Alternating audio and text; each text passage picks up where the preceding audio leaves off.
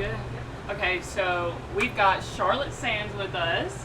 We're super excited to have you and talk with you about your career. You're doing amazing. I'm so happy to be here. Oh yes, I'm happy that you were willing to do this with us. Anytime. Of course. So I know a lot of people know you for the dress song Yeah. about Harry Styles, and I was looking at the caption of that video that you posted, and Yeah. you said, "I don't know what I'm doing. Am I doing this right?" Pretty much.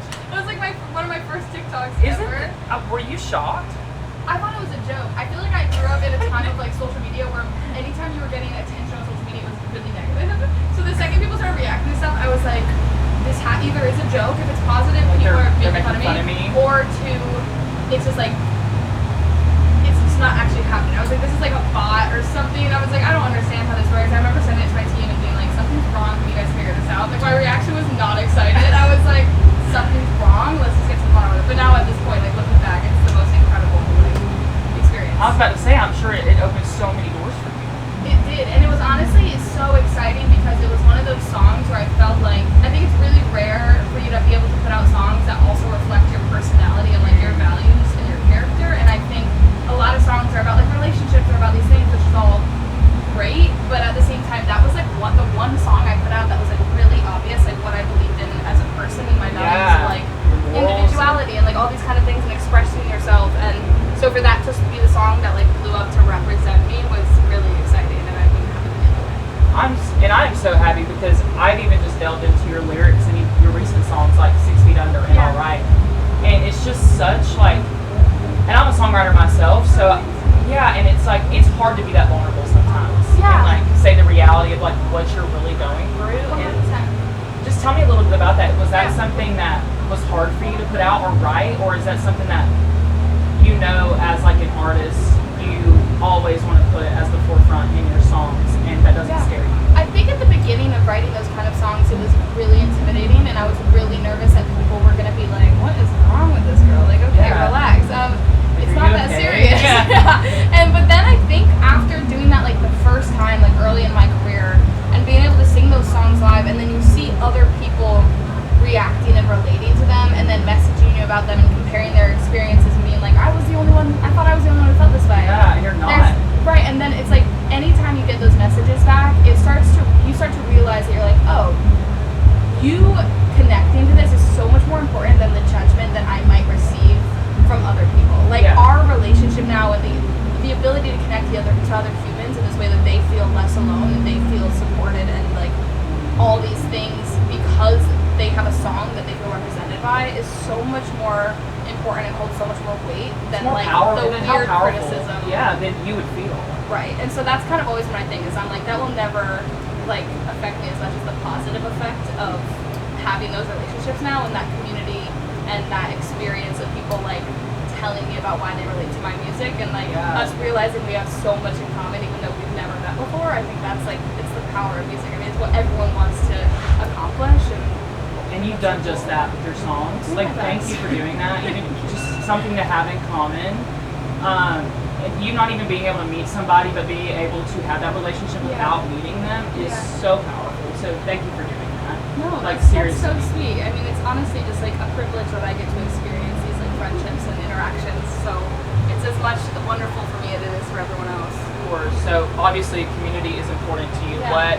What was one of those moments, like specifically, that you would say from a fan or friend or anything when you wrote those songs and they came back to you and said it helped them? Was there something like you're like, man, thank God that I did this? Like, I have this really vivid memory of this show I did, I think in Philadelphia, and I had a ton of family there. And I have a song called I Don't Care, which is kind of unlike any of my other songs. It's very acoustic and very like singer-songwriter. I have a friend named James Droll who's singing on it with me. He's an incredible artist and songwriter. And I put it out years ago. And I remember playing that song, and it's always one of those things where I don't expect people to know it. Most of the people who listen to my music came like after Dress, so I don't expect people to know the songs from like 2020 or something like that.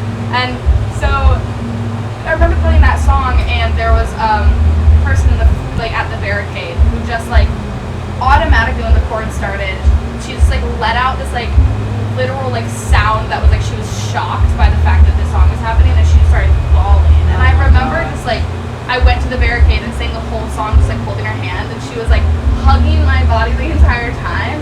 And I had never met this person my whole life, and the fact that that song alone, like, she just connected to it so much that she, like, felt so emotional about it. And I'll never forget about it. I'll never forget it because it's, like, not somebody that I've seen at shows or somebody I've talked to online. It was somebody that was a complete stranger that for some reason had, like, a physical reaction to, like, music that I didn't think people even knew existed. About. Yeah. And so I remember that interaction a lot because it was just one of those moments where I was like, oh, this is, like, bigger than I thought, and bigger, and I really realized the importance of, like, being honest and transparent about, like, my mental health and my experiences, and not trying to, like, I don't do the listeners, like, I do them a disjustice if I am not able to, like, be honest, and, like, I try to, like, have this pretty coat over things, and it's just not, I'm just gonna sing cute songs about whatever, and you can completely make a career off of that, but that's just not the career I want, and I just want to have period, not, but yeah, so I'm really grateful for all the people that connect to it and relate to it and that are here and experience the same things, and it's just really exciting. Yeah, that's inspiring, and just something to take away even for songwriters, like, put songs out that you might not think people care about because somebody out there will resonate. 100%. I always think about it in the sense of, like, even when you think that the song is, nobody's going to find this song or connect to it, the thought of, like, one person, that song coming up on a playlist and one person going through something and hearing it and driving, I always imagine somebody just driving down, like, the highway and this song comes on the radio or comes on a random playlist and all of a sudden they're just like, oh my god, I'm not alone, or I'm not the only one who experiences this thing. That is enough for me. Like, if it gets one play, if it gets one person who relates and connects, obviously I would love for it to be 100,000 people every night. Yeah, but, of course, but at the same time, if it's just one, like, that is my reason for being here. That is my whole entire purpose, and I love and enjoy it so much. So it's grateful. Yeah, well, that is why you're going to do so well in this industry. I can't wait to see you just literally take over. Yeah. I see that be in everyone's face until they get sick of me. That's my marketing. Heck yeah. Yeah. Girl, I'm there. Everyone watches. Like, you're halfway there, girl. You're halfway there. You're almost there. You're so close. Yeah. Well, last question I want to talk about. I see that you partnered with the JED Foundation. Yeah, JED Foundation. JED Foundation. Okay, can you tell us a little bit about that? What they stand for? Yeah. So they're huge in the mental health advocacy because they support. It's a foundation that supports a lot of teens and young adults suffering with mental health, and also promotes kind of like information and resources for them to help if they're going through any struggles that have to do with, like, potential suicide or anything like that. And they have so many resources. They are such incredible people, and that have been really, really helpful to even me in how to have conversations with people to be helpful in a sense. They even talked with you about it. Yeah, and because I think the huge thing for me is I have so many conversations every day with, like, people online, and I always want to make sure that I'm prepared. Like, I'm not a professional, I'm not a therapist, I'm just somebody who, like, has really big emotions and talks about them way too much. But, like, so they kind of give me information and inform me on how to have conversations, how to give people the resources they need, how to get them the help that they might need, and be able to direct people to the right places instead of the conversation just ending or me being like, hey, good luck out there. It's like, hey, like, good luck. It's why I started the Discord channel so that people can have all these resources and relate to each other and have these communities where they can discuss these things and not feel isolated. But yeah, JED Foundation has been amazing. We have merch for All Right, my song All Right, that a lot of the proceeds go to them directly. That's limited edition, right? Yeah. Okay, that's awesome. Yeah, and they helped with designing that, and we put their slogan on the back, which is "Your people are out there," and it's just about their whole foundation, basically about the fact that you're not alone in how you feel and what you're going through, and making sure that people are able to find communities and find help and find resources as easily and efficiently as possible. That's amazing.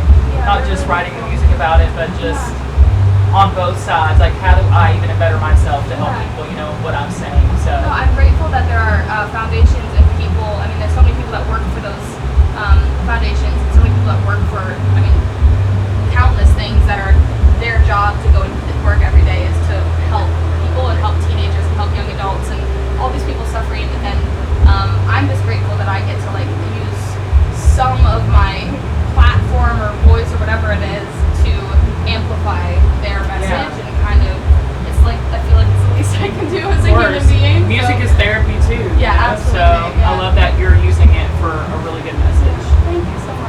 thank you, Charlotte, for being here with us, and it's been incredible. I can't